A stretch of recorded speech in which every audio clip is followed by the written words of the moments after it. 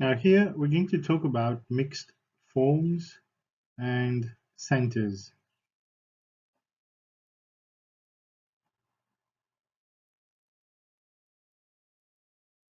Now mixed forms, uses and users.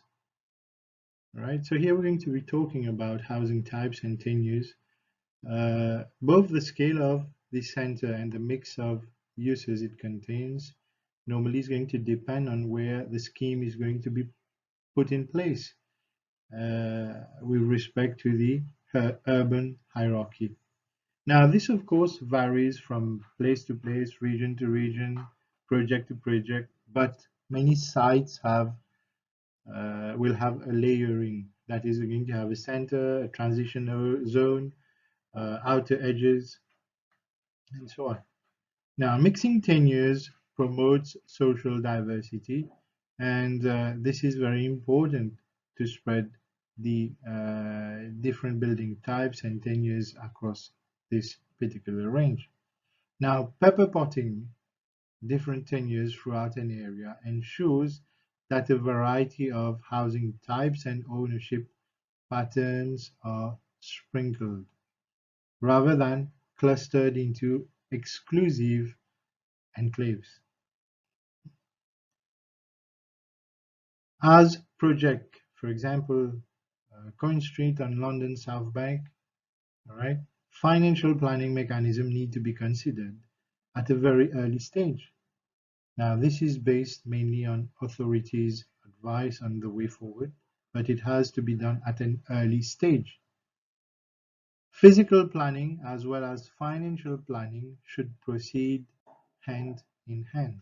These two cannot be done separately, they have to go hand in hand.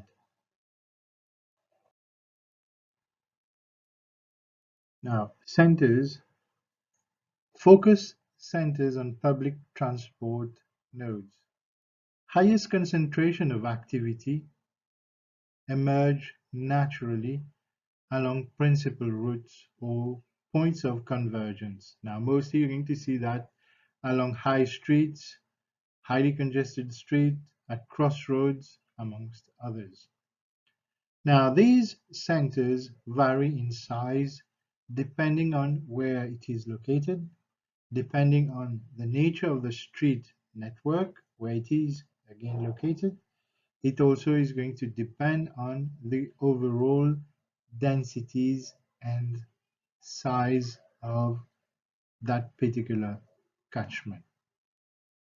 Mixed-use centers are best located at crossroads and along main movement routes.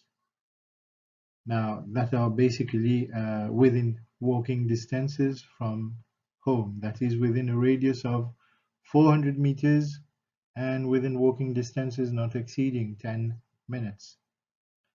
This strengthens the identity, provides passing trade and enables bus stops and or railway station to be fully integrated. For small sites, we have to bear in mind that the site is normally connected to existing local centers.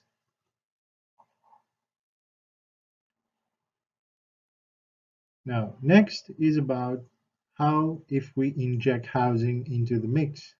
Centers that have been a victim of post-war zoning demonstrate how vitality and viability are lost where housing is not part of the mix. So it becomes very important to include housing within the mix. Injecting housing into the mix wherever possible enables activity to be stretched beyond daylight. That is, after working hours, you can still have businesses growing and working. The ability to introduce non-residential uses into housing areas varies tremendously between the center and edge of settlement. To create a strong community focus, a shop, bus stop, and primary school, among others, will usually be considered a bare minimum. This is the triggering, the essential uh, key points within a community of such envergure. In large housing schemes that cannot be expected to attract many non-residential users, then we consider the center as the core residential area within which the local shops, commercial use and amenities are going to be built.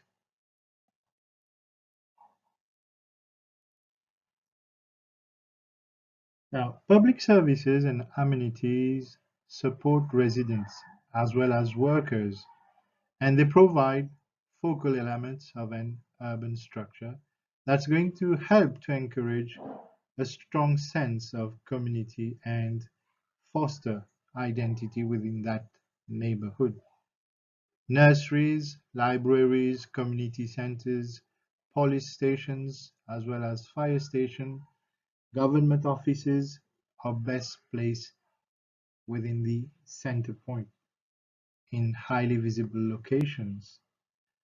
Public squares can be used to emphasize their civic status.